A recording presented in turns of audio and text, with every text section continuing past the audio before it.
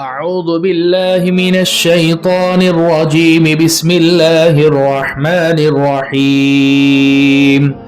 وما منع الناس أن يؤمنوا إذ جاءهم الهدى إلا أن قالوا أبعث الله بشرا رسولا قل لو كان في الأرض ملائكة يمشون مطمئنين لنزلنا عليهم من السماء ملكا رسولا قل كفى بالله شهيدا بيني وبينكم إنه كان بعباده خبيرا بصيرا ومن يهد الله فهو المهتد ومن يضلل فلن تجد لهم أولياء من دونه ونحشرهم يوم القيامة على وجوههم عميا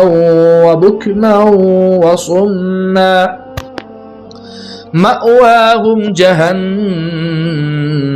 كلما خبت زدناهم سعيرا ذلك جزاؤهم بأنهم كفروا بآياتنا وقالوا أئذا كنا عظاما ورفاتا أئنا لمبعوثون خلقا جديدا أولم يروا أن الله الذي خلق السماوات والأرض قادر على أن يخلق مثلهم وجعل لهم أجلا لا ريب فيه فأبى الظالمون إلا كفورا قل لو أنتم تملكون خزائن رحمة ربي إذا لأمسكتم خشية الإنفاق وكان الإنسان قتورا. میرے عزیزو پیارو بزرگو، اللہ کے رسول پر ایمان رکھنے والے میرے دین عظیم بھائیو، یہ 7 آیتیں جن کی تلاوت ابھی آپ حضرات کے سامنے کی گئی سورہ بنی اسرائیل کا 11واں رکوع ہے جو 7 آیتوں پر مشتمل ہے. آیت نمبر 94 95 96 97 98 99 اور 100. اللہ سبحانہ و تعالی ارشاد فرما رہے ہیں، اور جب ان لوگوں کے پاس ہدایت کا پیغام آیا تو ان کو ایمان لانے سے اسی بات نے تو روکا کہ وہ کہتے تھے کہ اللہ نے ایک بشر کو رسول بنا کر بھیجا ہے. مشرکین مکہ کو آپ علیہ السلام کے تعلق سے ہمیشہ یہ اعتراض رہا کہ یہ رسول تو ہمارے درمیان رہتا ہے، کھاتا ہے، پیتا ہے، بازار میں چلتا ہے، یوں اس طرح سے جیسے ایک بشری تقاضے ہر انسان کے ساتھ ہوتے ہیں، ہر نبی کے ساتھ بھی ہوتے ہیں. چونکہ انبیاء جتنے بھی آئے وہ بشر میں سے آئے، انسانوں میں سے آئے، کوئی فرشتہ یا کوئی جنات میں سے، تو اللہ نے کسی کو نبی بنا کر نبوت سے سرفراز فرما کر دنیا میں تو بھیجا نہیں. تو ہمیشہ یوں کہتے تھے کہ نبی تو جو ہے نا یا تو بشر ہونا چاہیے. اور جب ان لوگوں کے پاس ہدایت کا پیغام آیا تو ان کو ایمان لانے سے اسی بات نے تو روکا کہ وہ کہتے تھے کہ اللہ نے ایک بشر کو رسول بنا کر بھیجا ہے. اے نبی جی کہہ دو کہ اگر زمین میں فرشتے ہی اطمینان سے چل پھر رہے ہوتے تو بے شک ہم آسمان سے کسی فرشتے کو رسول بنا کر ان پر اتار دیتے. مطلب یہ ہے کہ پیغمبر کے لیے ضروری ہے کہ وہ اسی جنس سے ہو جس کی طرف وہ بھیجا جا رہا ہے. جیسے یہاں دنیا میں انسان بس رہے ہیں تو انسانوں ہی میں سے آئیں گے نا، پھر بعد میں جو ہے فرشتوں میں سے تو نہیں آئیں گے. اور اس لیے جو ہے انسان کی جنس سے جو ہے پیغمبر آنے چاہیے تاکہ وہ ان کی فطری ضروریات کو سمجھ کر ان کی نفسیات سے واقف ہو کر ان کی رہنمائی کرے. چونکہ آج صلی اللہ علیہ وسلم کو انسانوں کی طرف بھیجا گیا ہے، اس لیے آپ کا انسان ہونا قابل اعتراض نہیں بلکہ حکمت کے عین مطابق ہے. ہاں اگر دنیا میں فرشتے آباد ہوتے تو بے شک ان کے پاس فرشتے کو رسول بنا کر بھیجا جاتا، لیکن چونکہ یہ دنیا انسانوں سے آباد ہے اس لیے جتنے بھی انبیاء آئے وہ انسانوں میں سے آئے. وما منع الناس أن يؤمنوا إذ جاءهم الهدى إلا أن قالوا أبعث الله بشرا رسولا قل لو كان في الأرض ملائكة يمشون مطمئنين لنزلنا عليهم من السماء ملكا رسولا.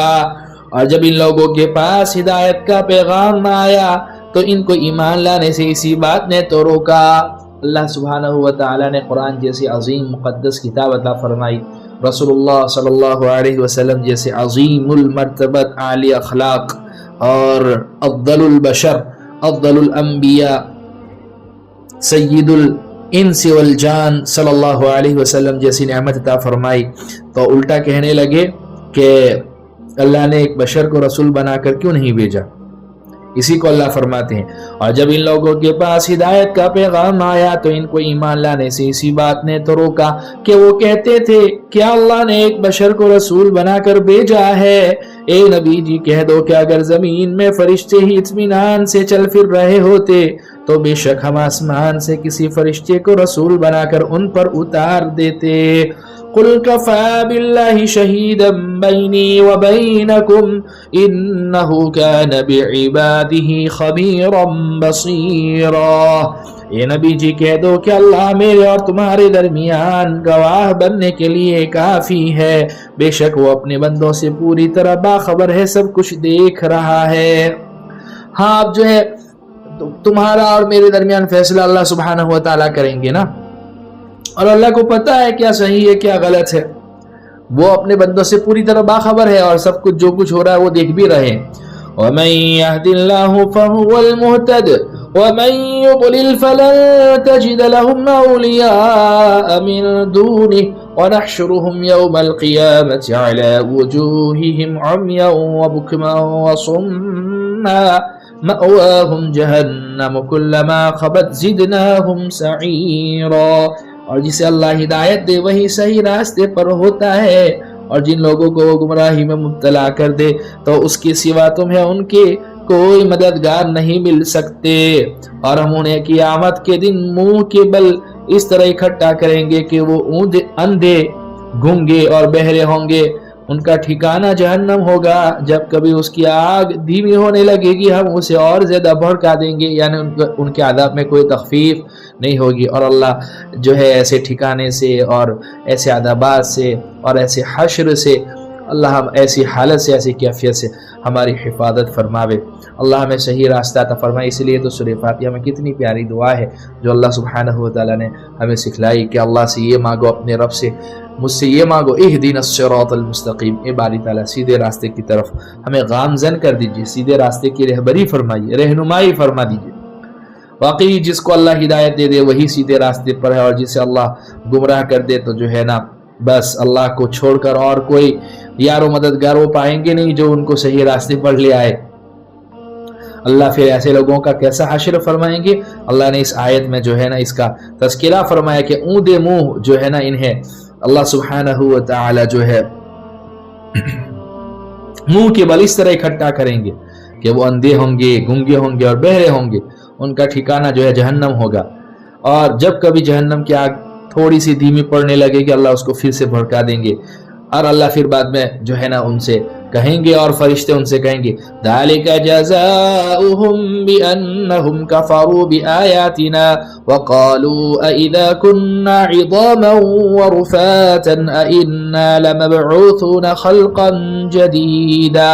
یہ ان کی سزا ہے کیونکہ انہوں نے ہماری آیتوں کا انکار کیا تھا اور یہ کہا تھا کہ کیا جب ہم مر کر ہڈیاں ہی ہڈیاں رہ جائیں گے اور چورا چورا ہو جائیں گے تو کیا پھر بھی ہمیں نئے سرے سے زندہ کر کے اٹھایا جائے گا.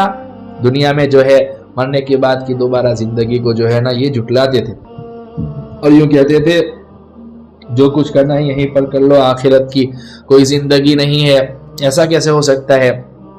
گل سر کر جب ہم بوسیدہ ہڈیوں میں تبدیل ہو جائیں اور ہمارا جسم خاک بن جائیں، مٹی بن جائے تو پھر کیسے دوبارہ پیدا کیا جا سکتا ہے اور کون کرے گا؟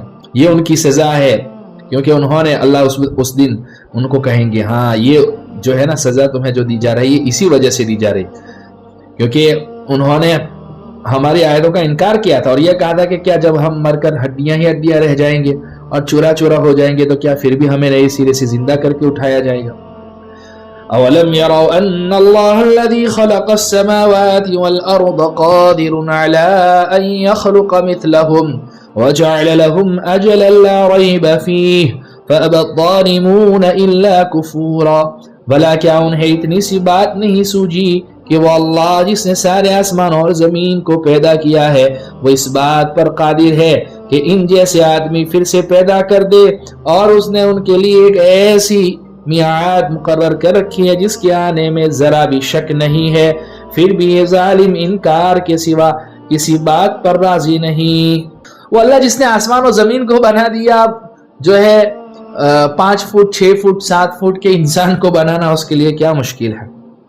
اور پہلی مرتبہ پیدا کرنا یہ مشکل ہے، یا جو پیدا ہو چکا ہے اس کو دوبارہ مطلب جو ہے پیدا کرنا مشکل ہے؟ جب تم کچھ نہیں تھے تو اللہ نے تمہیں اتنا خوبصورت انسان بنا دیا. اب اللہ سبحانہ و تعالیٰ کے لیے کیا مشکل ہے؟ مشکل کا ورڈ ہے نہیں. یہ دشواریاں اس لیے پیدا ہوتی ہے کہ ہم اللہ سبحانہ و تعالیٰ کو اپنے آپ پر قیاس کرتے ہیں. اللہ فرماتے ہیں اس نے ان کے لیے ایک ایسی میعاد مقرر کر رکھی ہے جس کے آنے میں ذرا بھی شک نہیں ہے. ہاں نہیں یہ ان کی سزا ہے کیونکہ انہوں نے ہماری آیتوں کا انکار کیا تھا، اور یہ کہا تھا کہ کیا جب ہم مر کر ہڈیاں ہی ہڈیاں رہ جائیں گے اور چورا چورا ہو جائیں گے تو کیا پھر بھی ہمیں نئے سرے سے زندہ کر کے اٹھایا جائے گا؟ بھلا کیا انہیں اتنی سی بات نہیں سوچی؟ اللہ فرما رہے ہیں اس کا جواب کہ وہ اللہ جس نے سارے آسمان اور زمینوں کو پیدا کیا ہے وہ اس بات پر قادر ہے کہ ان جیسے آدمی پھر سے پیدا کر دے، اور اس نے ان کے لیے ایسی میعاد مقرر کر رکھی ہے جس کے آنے میں ذرا بھی شک نہیں ہے، پھر بھی یہ ظالم انکار کے سوا کسی بات پر راضی نہیں. قل لو انتم تملكون خزائن رحمت ربی اذا لامسکتم خشیة الانفاق وكان الانسان قتورا. اے پیغمبر صلی اللہ علیہ وسلم ان کافروں سے کہہ دو کہ اگر میرے پروردگار کی رحمت کے خزانے کہیں تمہارے اختیار میں ہوتے تو تم خرچ ہو جانے کے در سے ضرور ہاتھ روک لیتے. اور انسان ہے ہی بڑا تنگ دل، انسان بڑا تنگ دل ہے. رحمت کے خزانوں سے یہاں مراد نبوت عطا کرنے کا اختیار ہے. کفار مکہ حضرت صلی اللہ علیہ وسلم کی نبوت کا انکار کرتے ہوئے کہا کرتے تھے کہ یہ مکہ یا طائف کے کسی بڑے آدمی کو کیوں نہیں دی گئی؟ گویا وہ یہ کہہ رہے تھے کہ کسی کو نبوت ہماری مرضی سے دینی چاہیے. اللہ تعالیٰ اس آیت میں فرما رہے ہیں کہ اگر نبوت عطا کرنے کا اختیار تمہیں دے دیا جاتا تو تم اس میں اسی طرح بخل سے کام لیتے جیسے دنیاوی دولت کے معاملے میں بخل کرتے ہو کہ خرچ ہونے کے در سے کسی کو نہیں دیتے. اس لیے یہ نعمت، یہ خزانے تمہارے پاس نہیں، ہمارے قبضے میں. ہمیں پتہ ہے ہمیں کس نے نبوت دینی ہے، کس نے کسے نہیں دینی ہے. تو بہرحال یہ جو ہے سورہ بنی اسرائیل کا یوں سمجھے 11واں رکوع تھا، ایک رکوع اس کی تفسیر باقی رہ گئی ہے انشاءاللہ العزیز. 11 آیتیں وہ انشاءاللہ العزیز زندگی باقی رہی تو آئندہ کل اس کا خلاصہ نچوڑا آپ لوگوں کے سامنے رکھیں گے. اللہ ہمارے اس مبارک سلسلے کو قبول فرماوے، نجات بخشش کا ذریعہ بناوے، کہنے سننے سے زیادہ عمل کی توفیق عطا فرماوے. وآخر دعوانا الحمدللہ.